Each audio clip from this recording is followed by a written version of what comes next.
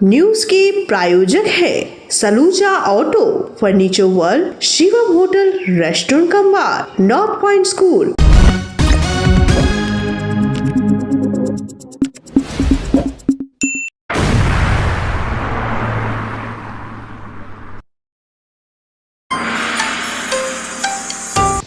सलानपुर क्षेत्र में बढ़ रहे प्रदूषण कारखाने से रोग हो रहे हैं उत्पन्न। इसको लेकर जिला शासक की टीम ने किया दौरा हड़कंप।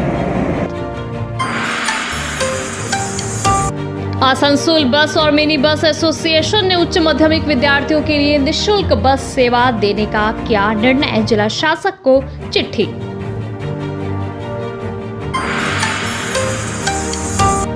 अमेरिका में डिपोर्ट किए गए भारतीयों को जंजीरों में हथकड़िया में बांधकर लाने के खिलाफ ममता बनर्जी एवं सिख समाज एकजुट।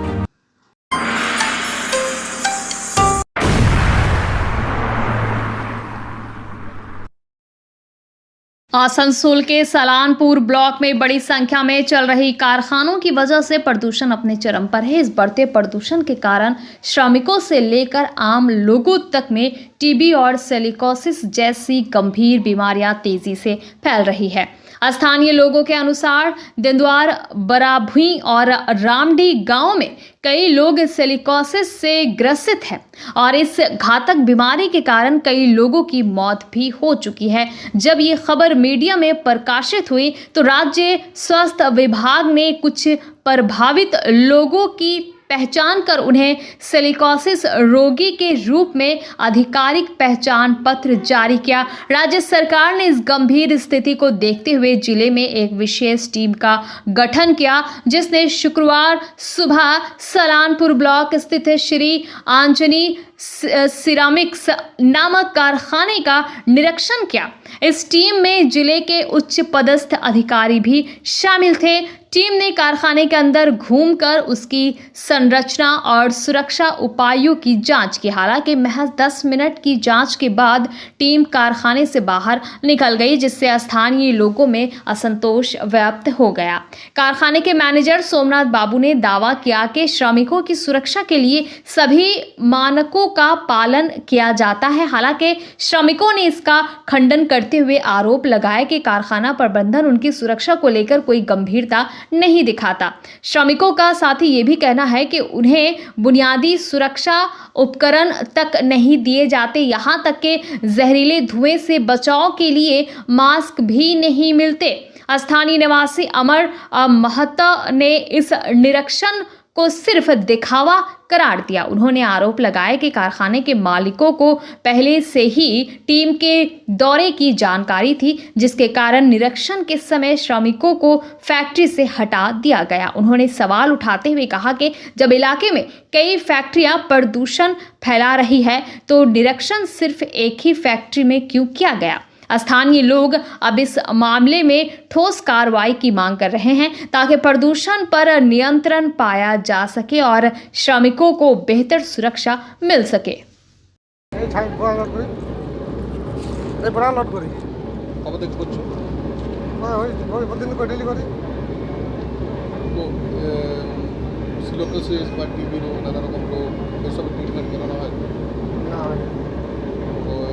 কারখানার পক্ষ থেকে কোনো চেকআপ বা শারীরিক পরীক্ষা সেসব ওটা বলতে পারছি আপনাদেরকে করেইছে না ডাক্তার আমরা তো এই বোরা লোডিং করে গাড়িতে আমরা নিয়ে যাই। এত ডাস্ট হয়ে যাওয়া শরীর ক্ষতি করে কিছু ক্ষতি তো করবে কে, কাজ করতে গেলে ক্ষতি করবে কে, প্লাস মাস ফাস তো আমাদেরকে দেয় না কোম্পানি থেকে, কিছু দেয় না কিছু দেয় ওই সব কিছু ব্যাপার নেই। আমরা শুধু আমাদের ট্রিটমেন্ট ডাক্তার ট্রিটমেন্ট কখনো চেকআপ সব ওগুলো আমাদের এখন ব্যবস্থা হয়নি কিছু, যদি হয়ে যায় তাহলে ভালো কথা। আমাদের এই যে এত ইয়ে উঠছে ডাস্ট উঠছে তারপরে তো শরীরের ক্ষতি হবে, ক্ষতি তো হবে কি, এর ফলে কোনো কারখানা কর্তৃপক্ষ কোনো ব্যবস্থা গ্রহণ করবে সে তো করা তো উচিত, করেনি। আধিকারিক বললো যে মাস্ক ইউজ করতে, সেফটি মাস্ক ইউজ করতে। এর আগেও আমাদের পলিউশন সেন্টার থেকে বলা হয়েছিল যে গাছ লাগাও, আমরা অলরেডি গাছ লাগিয়েছি। আর আমাদের এখানে সবাই মাস্ক ইউজ করে গুড়চানা যে ব্যবস্থা আছে সেটাও আমরা সবাইকে সব টাইমে দিই।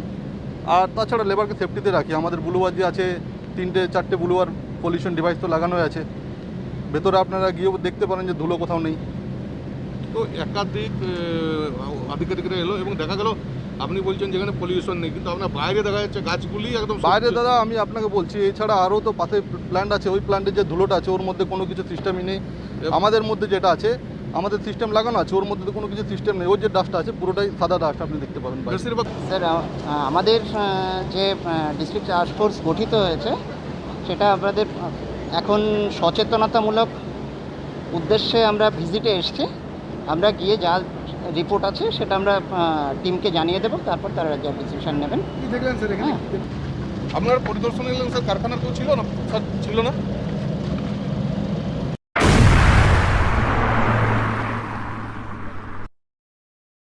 आसनसोल दुर्गापुर पुलिस कमिश्नरेट के तहत नियामतपुर पुलिस सर्कल में बेरोजगार युवाओं को नौकरी दिलाने के लिए गठित ग्राम कमेटी को लेकर विवाद गहराता जा रहा है।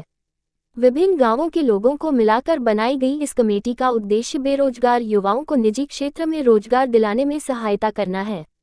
कुछ दिनों पहले गठित इस कमेटी ने अब तक कई युवाओं को प्राइवेट सेक्टर में नौकरियां दिलवाई हैं। इसी पहल को आगे बढ़ाने के लिए जब कमेटी के सदस्य विभिन्न स्थानों पर आवेदन देने जा रहे थे, तभी कुछ असामाजिक तत्वों ने उन पर हमला कर दिया। हमलावरों ने न सिर्फ कमेटी के सदस्यों के साथ मारपीट की, बल्कि उनके महत्वपूर्ण दस्तावेज भी फाड़ दिए। घटना के बाद कमेटी के सदस्य नियामतपुर फाड़ी पहुंचे और मामले की शिकायत दर्ज कराई। इस हमले की पूरी घटना कैमरे में कैद हो गई है, जिससे हमलावरों की पहचान की जा सकती है। पुलिस मामले की जांच में जुटी हुई है।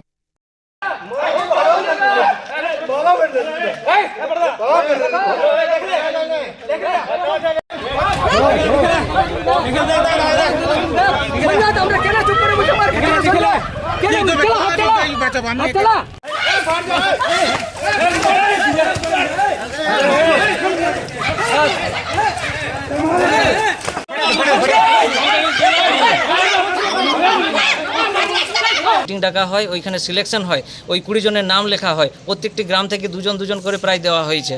ঠিক আছে, ওইখানে সিলেকশন হয়ে যাওয়ার পর আজকে আমরা ওই কাগজ জমা করতে যাই কলিয়ারিতে। আমরা 3 জন গিয়েছিলাম, আমি, জগাই মাহাতো, স্বপন মাহাতো এবং বিজয় গড়াই। ঠিক আছে, আমরা 3 জন যাই ওখানে কাগজ জমা করতে, এবং কিছুক্ষণ পরে ওরা 2 জন আসে। বড়ে নাম আছে বড়ে নুনিয়া, আর একজনের নাম আছে রাজ নুনিয়া। এরা 2 জন একটু স্বাস্থ্যবান, একটু মানে শরীর স্বাস্থ্য ছিল।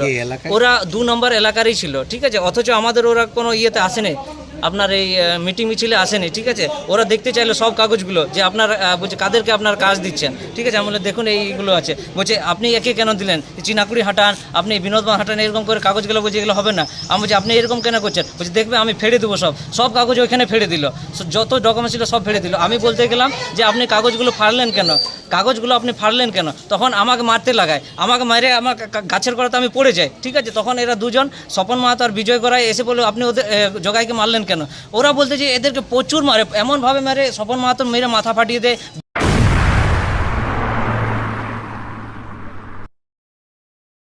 पश्चिम बंगाल की राजधानी कोलकाता में गुरुवार को हुई तृणमूल की बैठक में तृणमूल सुप्रीमो व पश्चिम बंगाल की मुख्यमंत्री ममता बनर्जी व दुर्गापुर के तृणमूल सांसद कृति आजाद द्वारा 7 समुंदर पार अमेरिका में अवैध रूप से रह रहे भारतीयों के साथ अत्याचार व सिख समुदाय के लोगों के पगड़ी उतारकर उनकी पगड़ी को कूड़ेदान में फेंकने व उनके बाल और दाढ़ी काटने के मामले को उठाते हुए ट्रंप सरकार के खिलाफ विरोध जताया।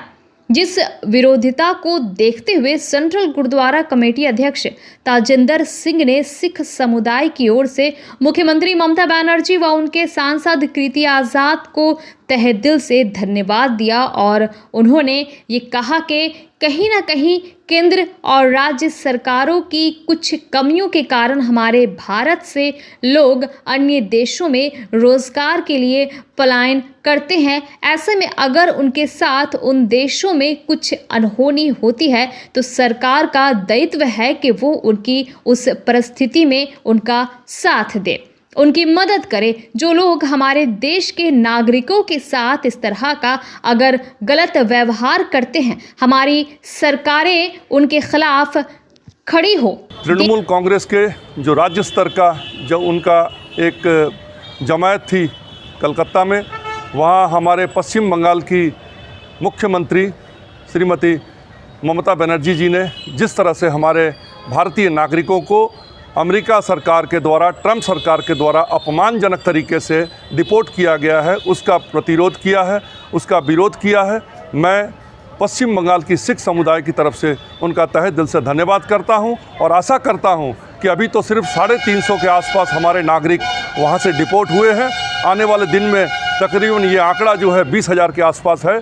और जिस तरह से हमारी बंगाल की सरकार ने, बंगाल के मुख्यमंत्री ने और विशेष करके हमारे दुर्गापुर के सांसद श्री कीर्ति आज़ाद जी ने जिस जोर कदम से इस बात का विरोध किया है, मैं आशा करता हूं केंद्र की सरकार के कानों पे जूं रेंगेगी और वो एक गहरी नींद से जागेंगे और अपने नागरिकों के प्रति अपना दायित्व निर्वहन करते हुए अमेरिका से अपने जो यात्री जहाज़ है वो भेज करके अपने नागरिकों को ससम्मान वहाँ से वापस लाने की कृपा करेंगे सम्मानजनक तरीके से। और विशेष करके सिख संप्रदाय के लोगों की वापसी जो है सम्मानजनक तरीके से होनी चाहिए, क्योंकि हमें पता लगा है उनके तरफ से जारी किए हुए वीडियो में हमने देखा है कि सिख संप्रदाय के लोगों की पगड़ी उतार दी गई और उनकी पगड़ियों को वहाँ की डस्टबिन में फेंका गया। और यहाँ पर हमारे भारतवर्ष में आने के बाद मैं एक तहे दिल से धन्यवाद ज्ञापन करता हूँ शिरोमणि गुरुद्वारा प्रबंधक कमेटी का, जिन्होंने उनको यहाँ पर रिसीव करने के समय उनको पगड़ी प्रदान करके उनको सम्मानजनक तरीके से रिसीव किया।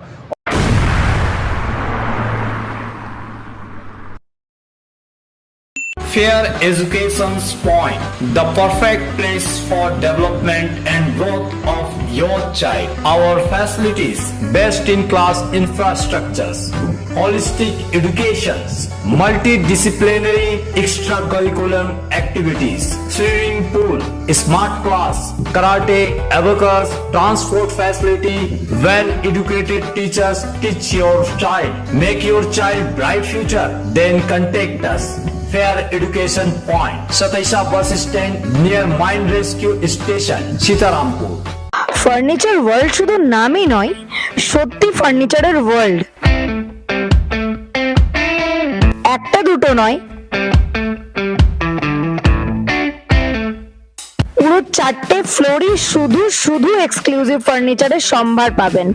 প্রত্যেক ফ্লোরে আছে চোখ ধাঁধানো ফার্নিচারের বিশাল সম্ভার, তাও আবার 20% ছাড়ের সাথে। चांदामोड़ स्थित प्रतिष्ठित अंग्रेजी माध्यम के आसुसोर नॉर्थ पॉइंट स्कूल में नर्सरी से क्लास 9वीं और 11वीं के लिए प्रवेश खुला है। ऑनलाइन नामांकन की भी सुविधा। स्कूल में सारी आधुनिक सुविधाएं उपलब्ध हैं। Air condition computer lab, air condition auditorium, swimming pool, पूरे स्कूल कैंपस में सीसीटीवी निगरानी, स्कूल ट्रांसपोर्ट की भी सुविधा। संपर्क करें आसुसोर नॉर्थ पॉइंट स्कूल में।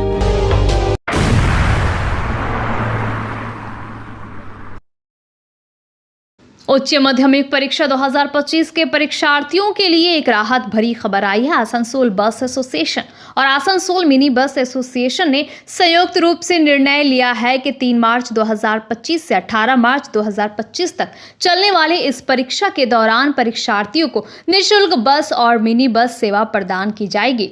इस योजना के तहत आसनसोल उपमंडल के अंतर्गत आने वाले सभी क्षेत्रों जहां बस या मिनी बस सेवाएं उपलब्ध है, वहां से परीक्षा केंद्रों तक जाने वाले विद्यार्थियों को कोई किराया नहीं देना होगा। हालांकि इस सुविधा का लाभ उठाने के लिए परीक्षार्थियों को अपना एडमिट कार्ड अनिवार्य रूप से साथ रखना होगा।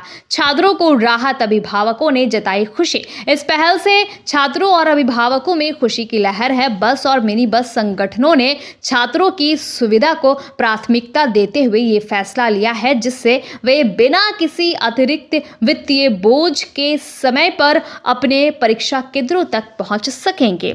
इस कदम की स्थानीय लोगों और शिक्षाविदों ने भी सराहना की है। परीक्षार्थियों के लिए ये निर्णय न केवल आर्थिक रूप से सहायक होगा, बल्कि उनकी यात्रा को सुगम और सुरक्षित भी बनाएगा।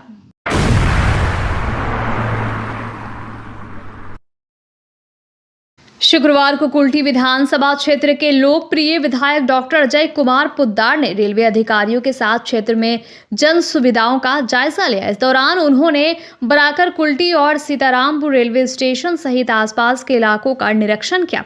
निरीक्षण के दौरान विधायक ने यात्रियों की सुविधाओं, स्टेशन परिसर की स्वच्छता, यात्री प्रतीक्षालय, पेयजल व्यवस्था और अन्य बुनियादी आवश्यकताओं का आकलन किया। उन्होंने रेलवे अधिकारियों से चर्चा कर यात्रियों की समस्याओं के समाधान और सुविधाओं में सुधार के लिए आवश्यक कदम उठाने पर जोर दिया। स्थानीय लोगों को मिलेगा लाभ। निरीक्षण के दौरान स्थानीय नागरिकों और यात्रियों ने अपनी समस्याएं विधायक के समक्ष रखी।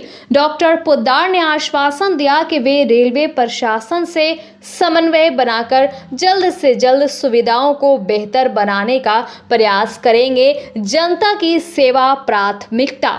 विधायक डॉक्टर अजय कुमार पोद्दार ने कहा, जनता की सेवा और सुविधाओं का विकास मेरी प्राथमिकता है।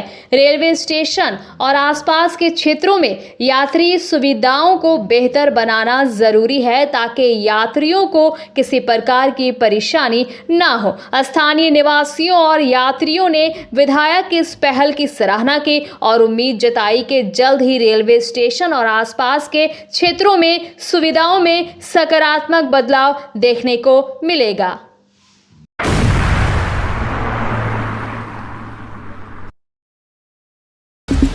न्यूज के प्रायोजक है Saluja auto, furniture world, Shivam hotel, restaurant cum bar, north point school.